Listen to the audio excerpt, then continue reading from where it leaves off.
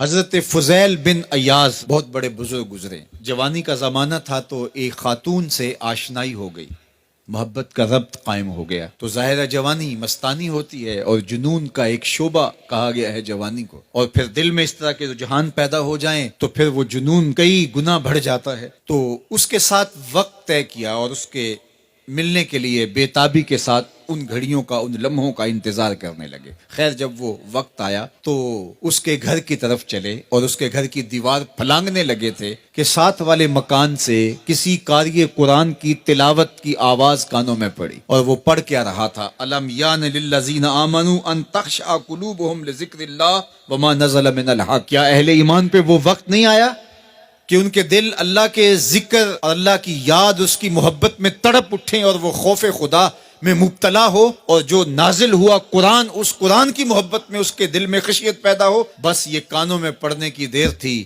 کہ دوبارہ گلی میں چھلانگ لگائی اور کہا میرے اوپر وہ وقت آ گیا ہے، اور جنگلوں کو روتے ہوئے نکلے. اور حضرت فضیل بن ایاز پھر ولیوں کے امام قرار پائے.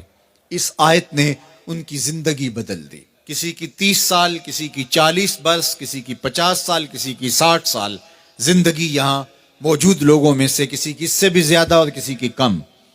اس آیت کریمہ کو ذرا اپنے اوپر وارد کریں تو اللہ ہمیں نصیب کر دے کہ ہمارے دل تیرے خوف سے کانپ اٹھے اور تیری خشیت سے ہمارے دل لرز اٹھیں، اور قرآن کے ساتھ ہمارا ربط مضبوط اور مستحکم ہو جائے، اور ہم یہ اقرار کرتے ہوئے تیرے حضور حاضر ہو جائیں، مالک وہ وقت آ گیا ہے کہ ہمارے دل تیری یاد سے، تیری محبت سے، تیرے پیار سے مالا مال ہو گئے، اور اپنی باقی زندگی ہم تیرے پیار میں، تیری محبت میں اور تیری یاد میں بسر کریں گے.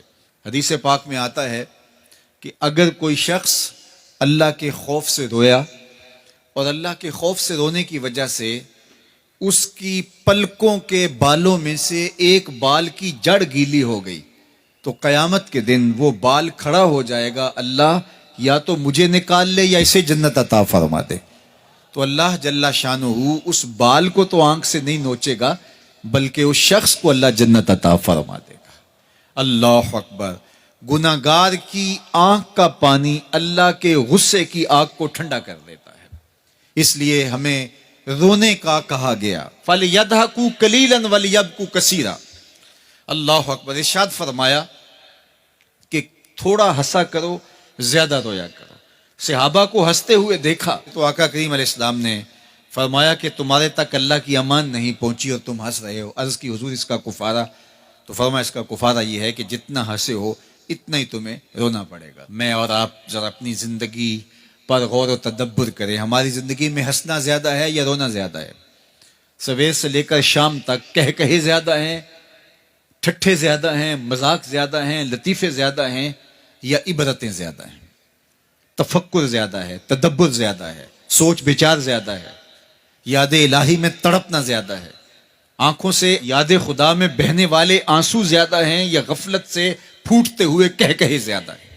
مجھے اور آپ کو اپنی زندگی کا ضرور محاسبہ کرنا چاہیے. ٹھٹھوں سے، مذاق سے ہماری مجلسیں بھرپور ہوتی ہیں. ہم دن میں جتنا ہنستے ہیں کیا اس کا 10واں حصہ بھی ہم تنہائی میں بیٹھ کے اللہ کی یاد میں روتے ہیں؟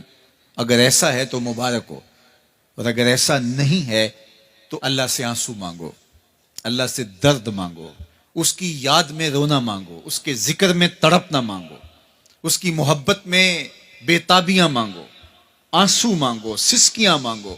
تڑپنے پھڑکنے کی توفیق دے، دل مرتضی سوز صدیق دے.